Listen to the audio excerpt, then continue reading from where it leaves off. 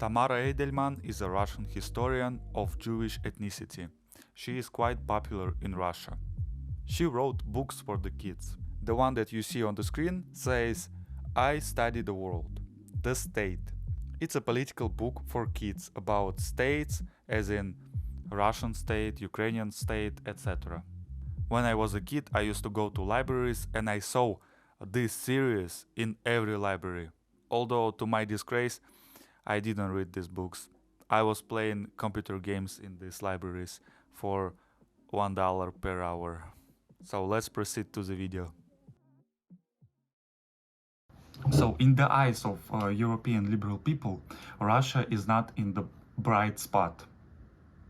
And not only the current one, but in general. Previously, Russia was the center of Soviet Union, and now we have what we have. So my question is, were there any periods in history when Russia was doing comparatively well, geopolitically and inner politics? Yes, of course.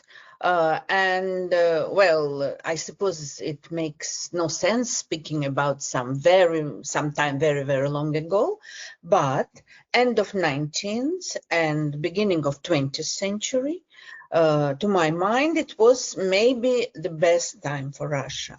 Of course, we can talk about terrible things that happened at that time, especially murder of King Alexander II by Russian terrorists. That was terrible.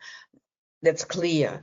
And many other things which led to revolution in 1905 and many other clashes, Jewish pogroms and a lot of other things. But well, nobody's perfect, if we remember the movie. So to my mind, the main direction of development at that moment was going for the best. Russia was changing and was changing very quickly. After serfdom was abolished, a lot of very interesting changes began in economy, in politics, great Russian culture, literature, Dostoevsky, Tolstoy, great poets of Silver Age, beginning of 20th century, a lot of things. Then Revolution of 1905, and of course, usually, as we were taught at schools, at universities, and so on, the official idea was, situation in Russia was so terrible that revolution happened. But the Tsar remained in his palace, so nothing changed. But that is not true. Revolution happened, that was a tragic and dramatic event, but after that, a lot of very interesting changes happened because Russia got Duma, a parliament. Of course, it was weak, sometimes corrupted, etc., etc. But it was the beginning of very interesting changes. And it's very important, I think, that for revolutionaries, such as Lenin.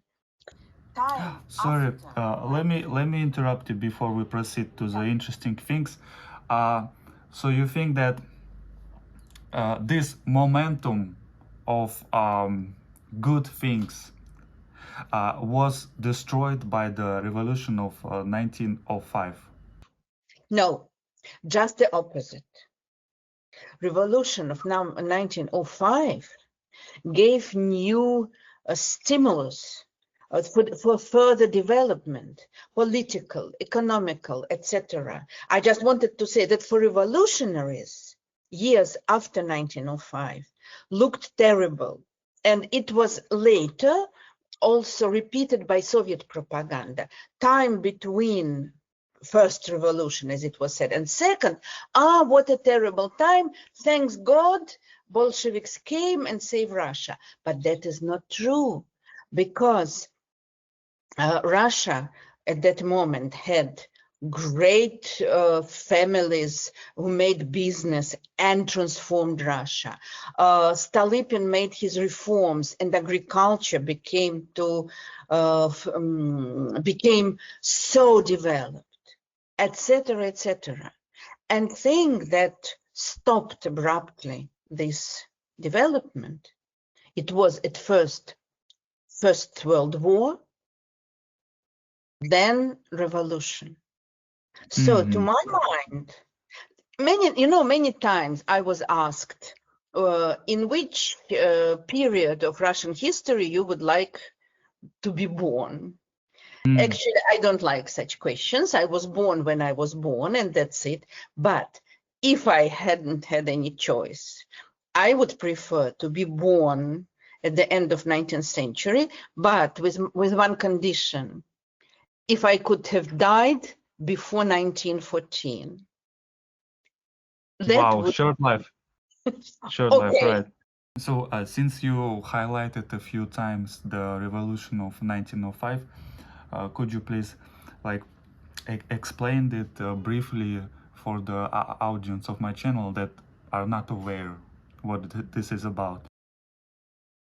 In 1905, at first, it was started just by fight of workers, of industrial workers for their rights. Every civilized ways of fight were forbidden at that time in Russia. Strikes were illegal. They had no options to fight for their better life.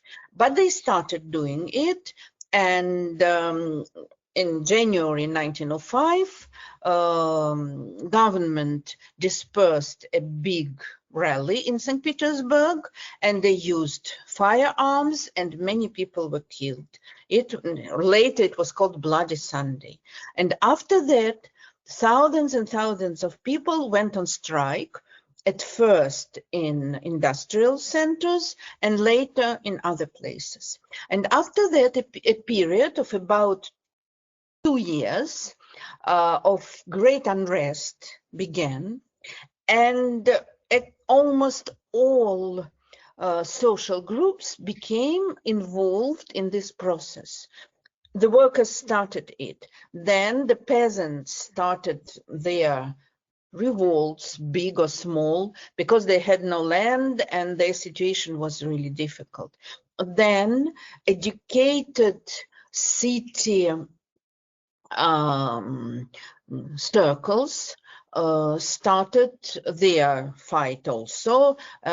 No, fight is a bad word, but they started writing petitions or participating in all kinds of rallies and meetings and so on, fighting already for political freedom. And during 1905, all these movements became more and more, became stronger and stronger. And then in October 1905, the Tsar complied, and he changed political system. He permitted to elect Duma, which meant actually end of autocratic government. After that, of course, there were many more things, and there were mutinies and many things. But the main thing was done, that the Tsar agreed to give away a small part, but still part of his power. And that was a very, very great beginning, which unfortunately lasted only until 1970.